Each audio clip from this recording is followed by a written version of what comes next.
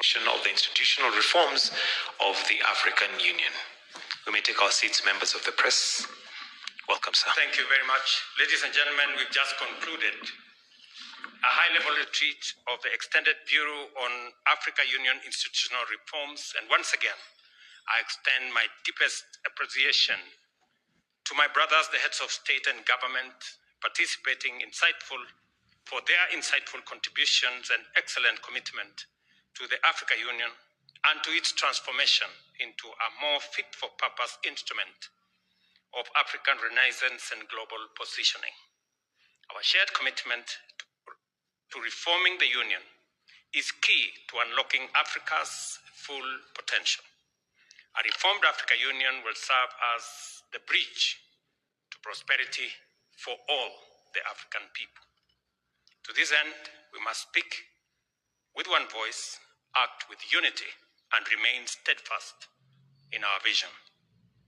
This retreat has been a defining milestone in our collective journey towards consolidating African Union's institutional reforms, and I am profoundly grateful for the productive deliberations, meaningful exchanges, and critical reflections that have taken place. Together, we have taken stock of our progress, objectively assessed our achievements, and identified areas where we must redouble our efforts.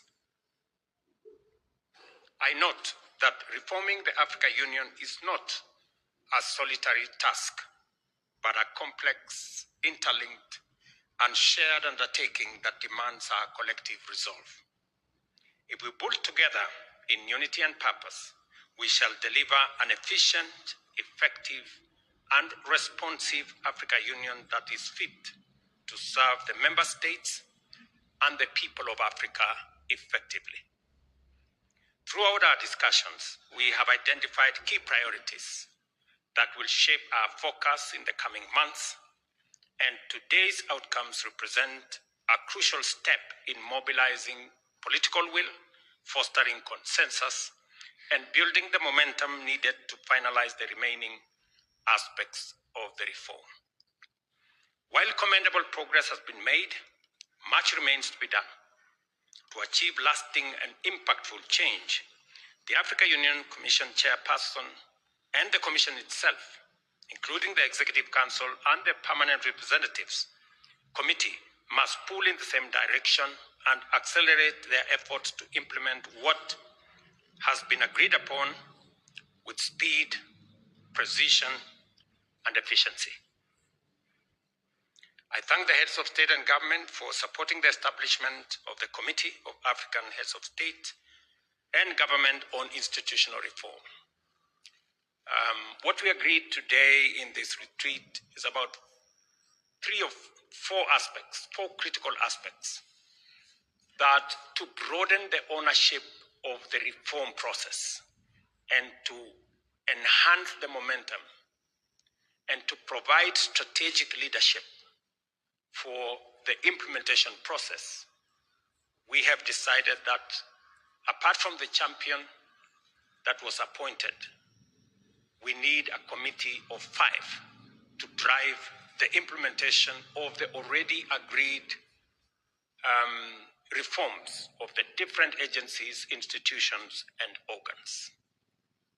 Secondly, we also agreed that for a continent with as much potential as Africa, with a population of 1.4 billion people, with the highest resources of energy and natural resources, with the demographic dividend being the youngest continent, a continent that will probably have 25% of the world's workforce in the next 20 years or 25 years, and a continent that will be the largest single market by 2050.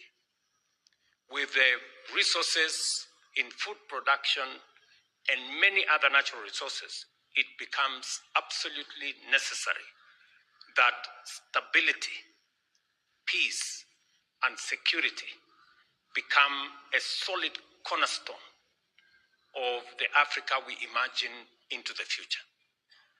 And therefore, it is absolutely necessary at this point in time for Africa Union to reimagine, rethink, reorganize our peace and security architecture. As things stand today, Africa is a big theater of conflict and, unfortunately, terrorism. And our response has been uncoordinated, under-resourced, and not very well planned. Therefore, we have recommended that a high-level panel interrogate our peace and security infrastructure, including the envoys across the continent, the infrastructure around the Africa Union Commission, the Peace and Security Fund, and also the effects of Resolution 2917 that now makes it possible for African-led peace efforts to be funded by the United Nations with the resolution of the United Nations Security Council. Because without and unless we deal with the conflicts in our continent, the threats and ravaging effects of terrorism in our continent, it will become almost impossible to undertake any meaningful investment or development or economic activity in our continent. And therefore, matters of peace and security are existential to us as a continent. It is also important that this retreat discussed the subject of financing for the Africa Union. We did undertake that we will finance 100% of the operational budget, 75% of the program budget, and 25% of the peace and security budget. But that has not been attained.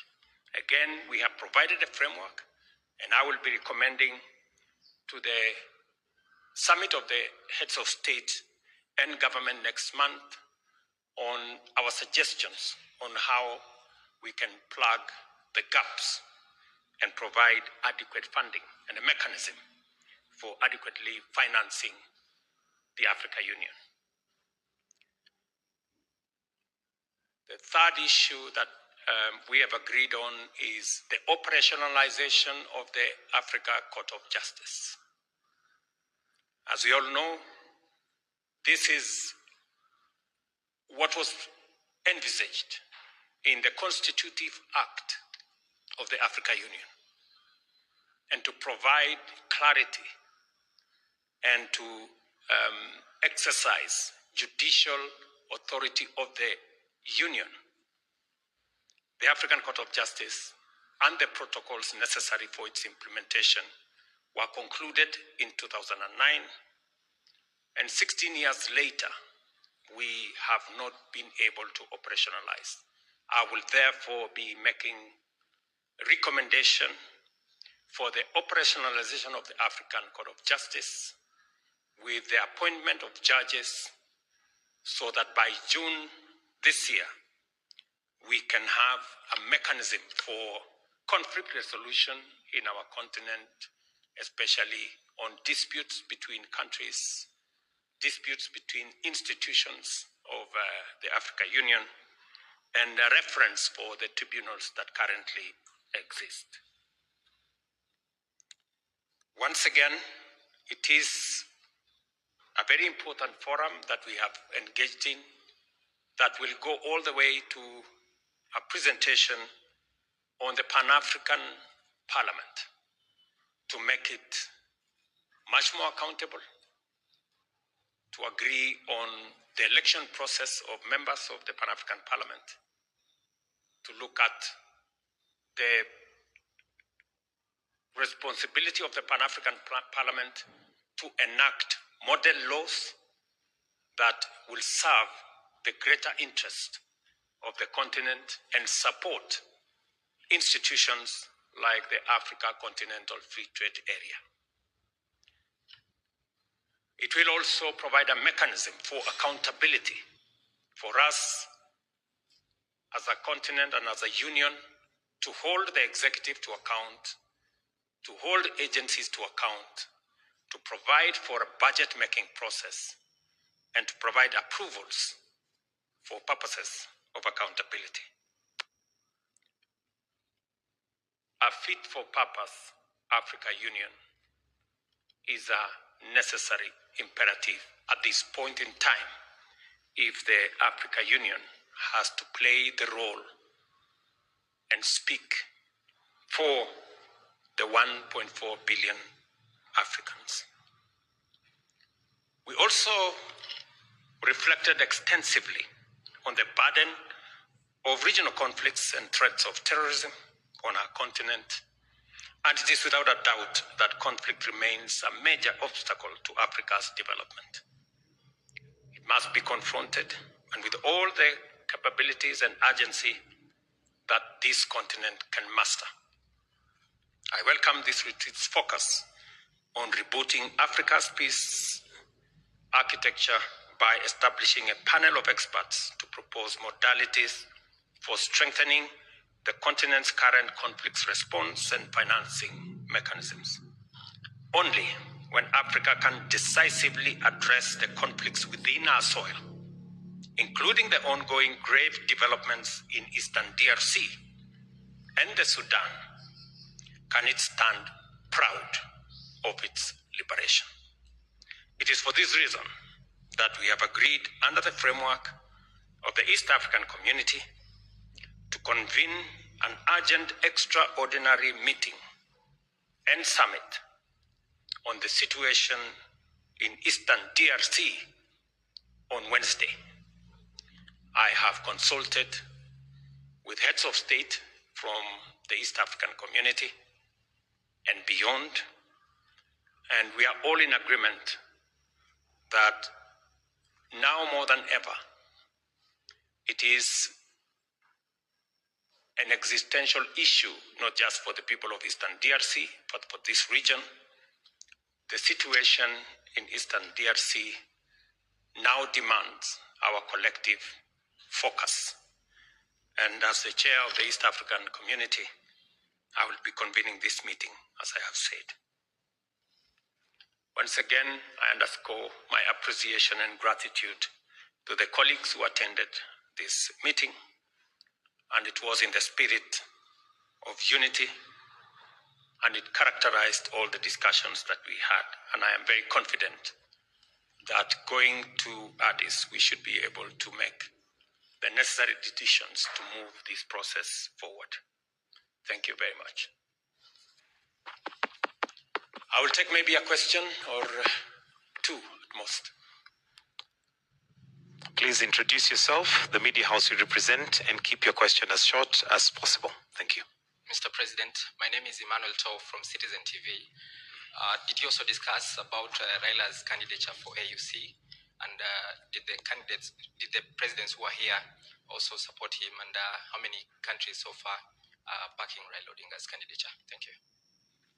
That's a subject for another engagement. Thank you very much, Mr. President. My name is Ian Ofula. I'm the Africa Security Correspondent for the BBC.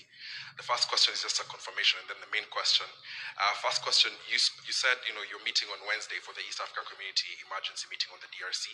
Can you confirm that President Felix Tshisekedi and Paul Kagame have agreed to meet, and what are their sentiments at the moment? And then the UN, the US, Europe, and have of course put out reports saying that Rwandan forces have been at the forefront helping M23 in Goma. Does this complicate your way in finding a solution to the conflict? Yes, I have discussed the summit meeting for Wednesday, both with President Paul Kagame and President Felix Tshisekedi. and both of them have confirmed their participation in the summit on Wednesday. As for the situation in DRC, it is already very complicated. So the presence of security people from wherever place doesn't add any more complication. It is already too complicated. This is a situation that has festered for 30, 40 years. We've had a UN peacekeeping mission there for the last 20 years. We've had forces from the East African community in and out. We've had forces from SADC in and maybe out.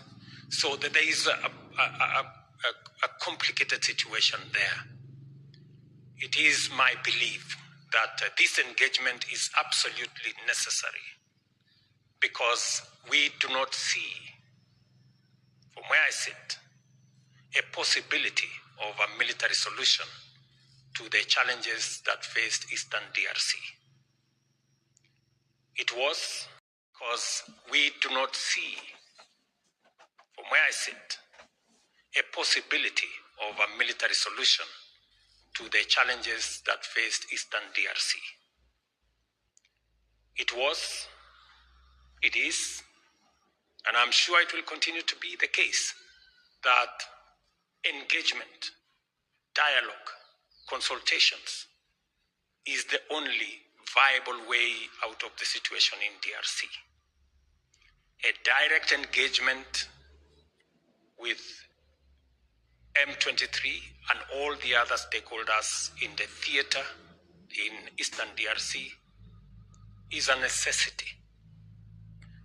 And getting to understand the issues and possibly the root causes of why this conflict has persisted for many years is a place to start, but we will be willing to listen to all the actors in this space, and it is our hope that we will come out with a way forward that includes a facilitation and a mediation process that will bring the parties to this conflict on board and to see how to process the issues that inform this conflict in a manner that gets us to the solution. Thank you very much.